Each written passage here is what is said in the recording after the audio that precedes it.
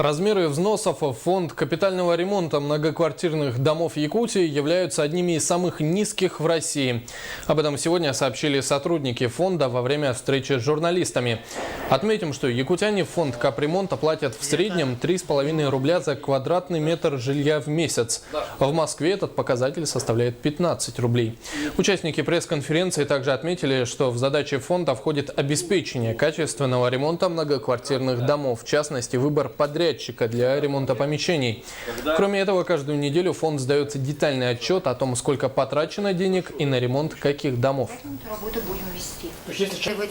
Сам тот фонд, региональный оператор капитального ремонта многоквартирных домов, он не является каким-то монополистом. Как раз это законодательство, оно федеральное, оно дает возможность собственникам жилья в многоквартирных домах определиться, что открыть свой спецсчет и самостоятельно контролировать как накопление денежных средств, так и последующее проведение капитального ремонта.